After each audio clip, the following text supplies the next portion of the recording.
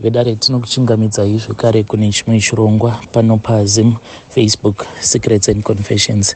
Tadzoka zvekare nemamwe mamessages nhasi ndakoti ndimborekodhera zvangu ndiri panze, so apologies for the background noise. Mumba muri kupisa, it is very hot.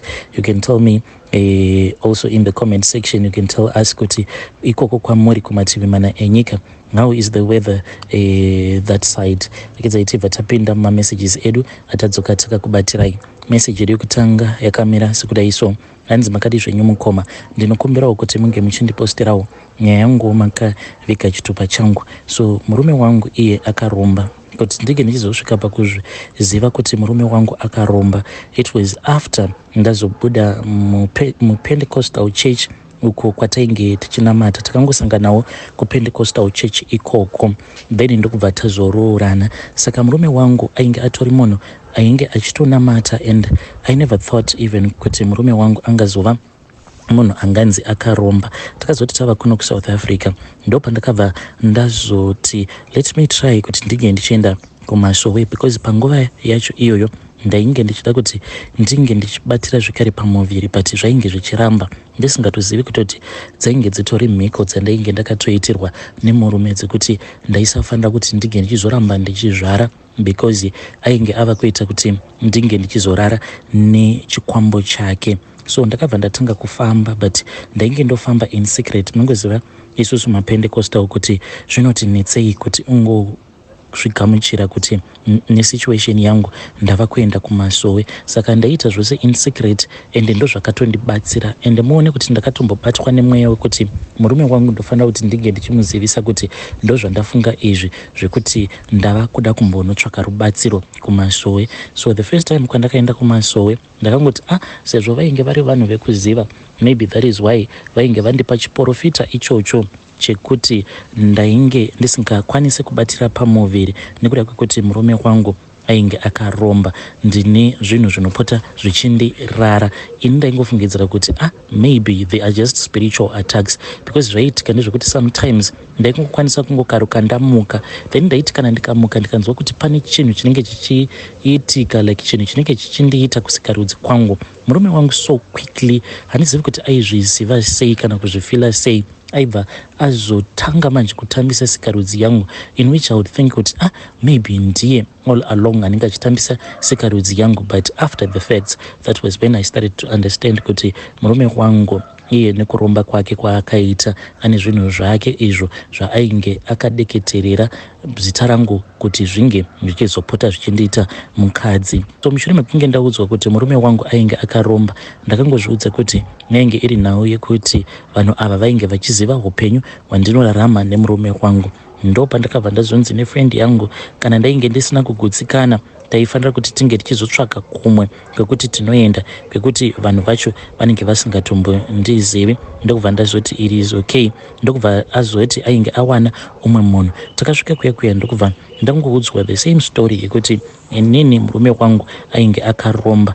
Ndakabva ndazoti pano zviri nani kuti ndinge ndichifamba ndiri ndega. Ndakabva ndazoti mukufamba ndiri ndega ndokubva ndaudzwa zvekare that same story yekuti murume wangu wainge wakaromba. Saka hanzi murume wangu iye akaromba mushure mekunge tauya kuno kuSouth Africa kuti business rake, because iye ane construction company, but maitiro acho anoita mari pose apa ndaingoti maybe there were the blessings of the Lord, ndisingatozivi kutoti murume wangu uyu akatojoina zvake Satanism. Saka nyaya iripo ndeyekuti ndakanzi kana ndafunga kuti ndinge ndichirambana naye namadzibaba vacho avo vari kundibatsira, hanzi ndinofanira kuti ndinge ndichimusiya mune zvakanaka, like ndinongobva pamba as if ndiri kudzokera kumusha, then ndinozoti kana ndava kumusha ndobva ndazofambawo apa ndiri kunzi mukunofamba kwandichaita ndinofanira kuti ndinge ndichizoenda mune vanhu vanoita zvechivanhu, hanzi ndo vanokwanisa kuzondibetsera uye zvekare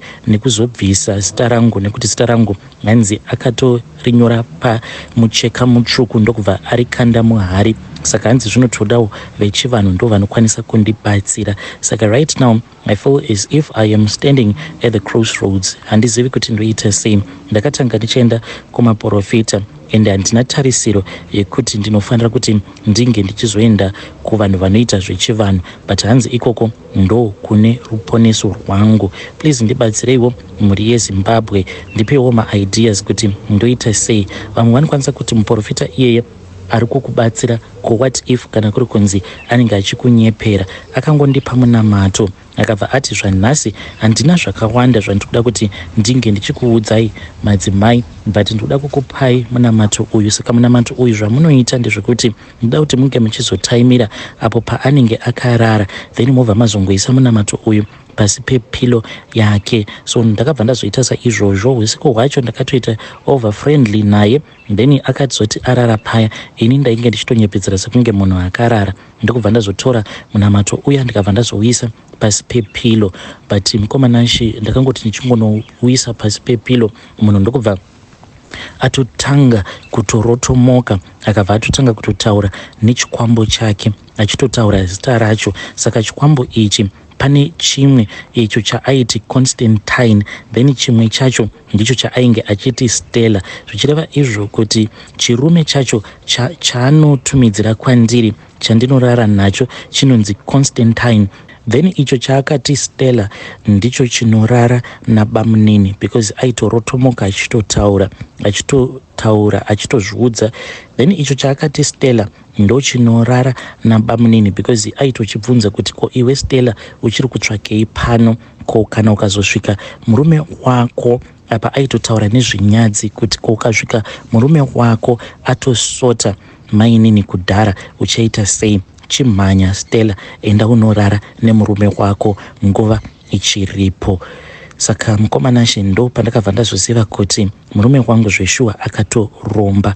Makuseni sezvandainge ndakaudzwa, ndainge ndakanzi munamato wacho ndaifanira kuti ndinge ndichizotora iye asati amuka. Ndakabva ndazoubvisa paya, ndikabva ndazoenda ndikabva ndazonouflasha mutoilet. Ndakadzokera kwavari mumadzibaba vaya, ndo pavakabva vazohaka mhepo nechikwambo icho chinopota chichuya chichirara neni, but vakatongonongedzera umwe mwana, but wemuno muSouth Africa vakabva vati zvimwe kuda munokwanisa kuti ndiri kukunyeperai. Ndokubva vadana mwana uya even though iye ari muZulu, Shona hatomboizivi, akabva atotanga kutotaura Shona, achitotaura akatondinongedzera achiti uyu mukadzi wangu, ndakamupiwa mhani, ndakamupiwa mukadzi uyu ndewangu. Then ndokubva vazoita zvavakaita pamwana uya. Mwana uya akabva atoita right, akatovhunduka mwana uya kuti kochi chainge chaitika kwaari. So right now ndiri kutsvakawo maadvices kubva kune vedare renyu.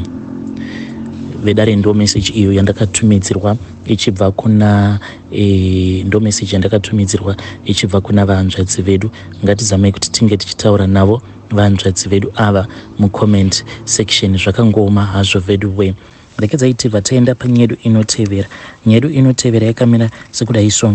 Hanzi makadi zvenyu mukoma, ndinokumbirawo kuti munge muchindipostirawo nyaya yangu makavigawo chitupa changu. Saka pese apa kubva zvandainge ndakapinda muSouth Africa ndaingosangana nevarume matsotsi chete, ende ndainge ndakasvika pakuzviudza kuti I will never love a man in my life again, but ndine murume uyo wandiri kudanana naye, iye ari kune imwe province, ndiri kune imwe province, but so far hama dzedu dzava kutotaura, uye zvekare akatondeti pana December apa tose hatisi kufanira kuti tinge tichienda kumusha, because ari kuda kutumidzira vanyai.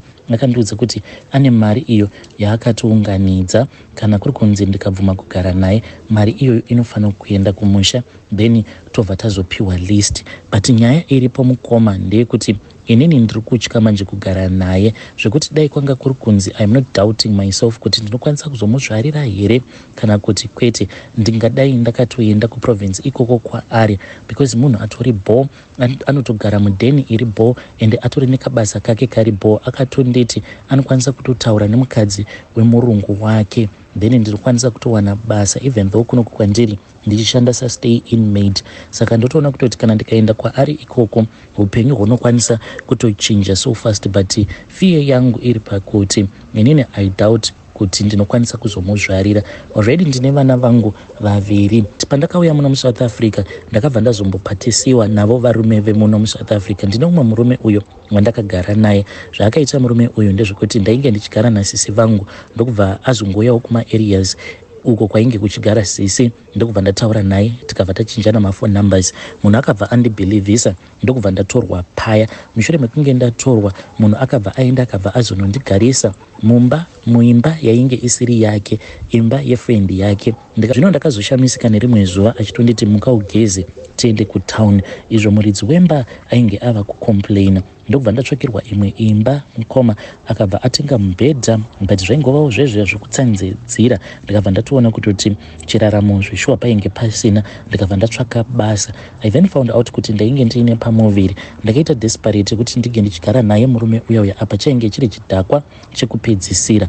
Ndakazoti nhumbu payainge yava kuma 5 months ndikabva ndazosarudza kuti zvainge zviri nani kuti nhumbu iyoyo ndinge ndichiibvisa. So I think kuti ndakabva ndazokanganisika chibereko changu, because after that I think ndakaita almost 2 years ndichiti pose pandaienda kuma periods ndaizoona kuti ndinenge ndichibleeda, ropa racho rinenge rakazangana nezvinyama. So I am scared kuti ndakatodamaja chibereko changu, ndokusaka ndichitya. Dai kwanga kuri kunzi ndiko kega kandakabvisa nhumbu kubva zvandakauya kuno kuSouth Africa, ndikadai ndichiti zvimwe kuda there is a chance, but ndakabvisa zvekare nhumbu. Then doctor uyo akazondibatsira mushure mekunge ndaenda kuma illegal abortion clinics emaNigeria, ndokubva ndatanga kurwara. Ndakableeda mukoma zvekuti ndaisvika pakuzadza 5 liter bucket neropa zvekuti ndaishaya kana simba. So ndopa ndakabva ndazongorovera moyo kudombo ndikati chero ndisina passport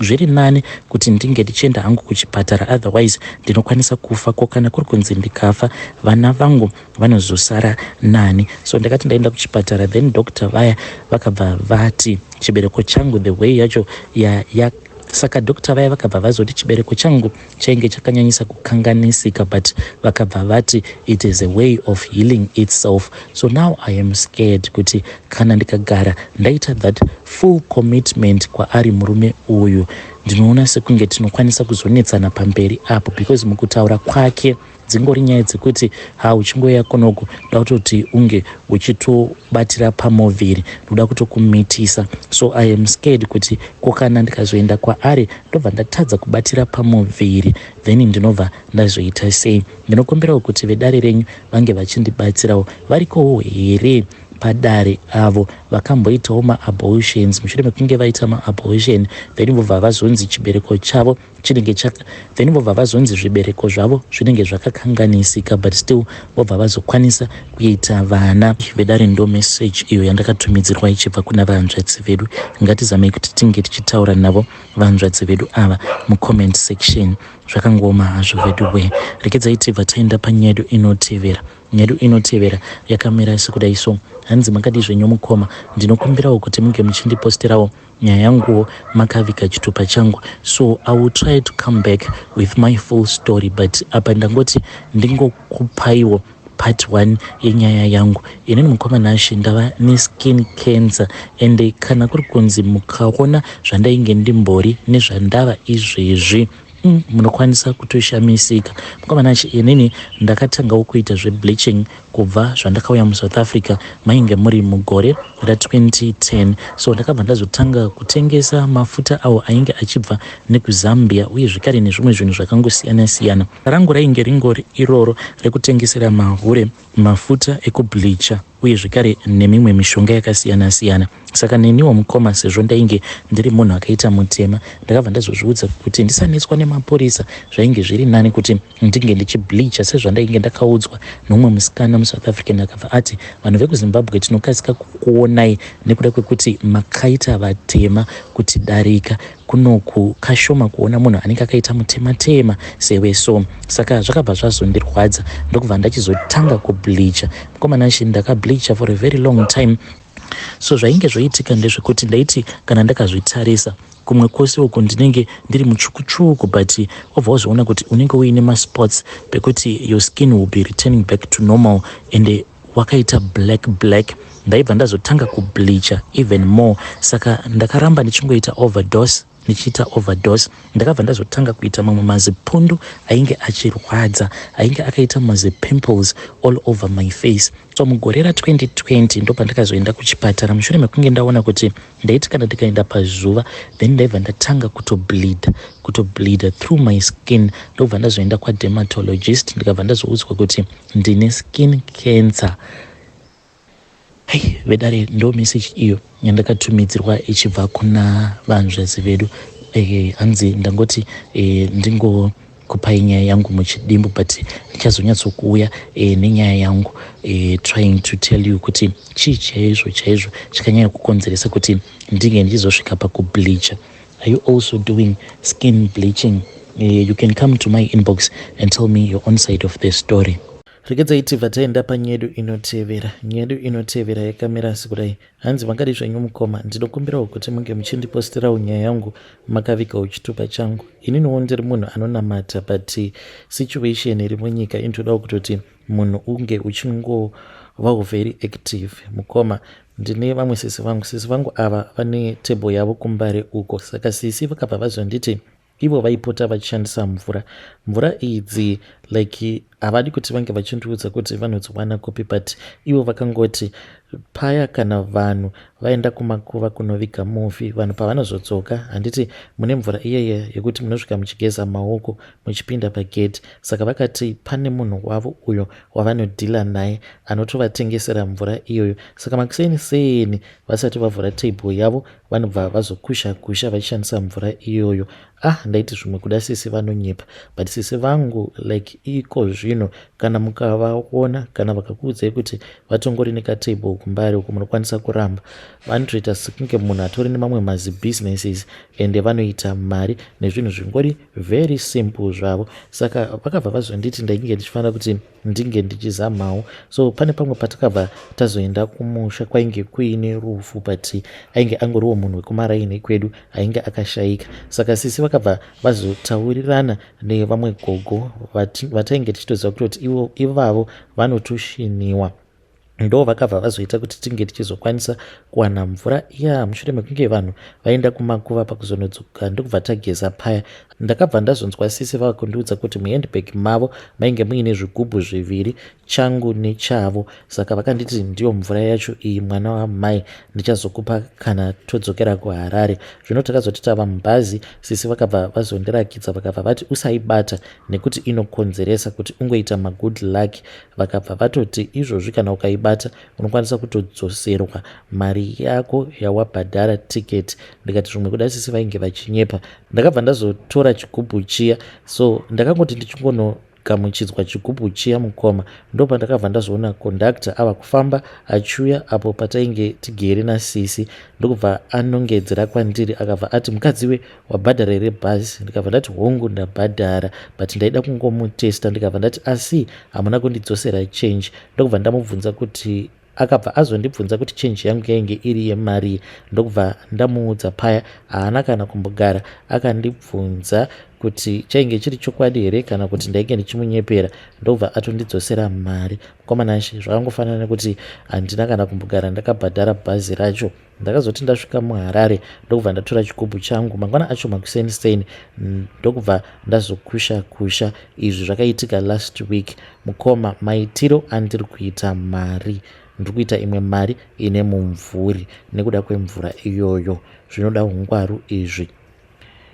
Vedare ndo message iyo yandakatumidzirwa ichibva kuna vanzvadzi vedu. Hanzi last week ndo patakaenda kurufu ndokubva tadzoka tiine mvura yacho ndo yandiri kutoshandisa pamusika pangu, ende vanhu vari kuuya vachitenga zvisingaiti. Tell me what you think in the comment section.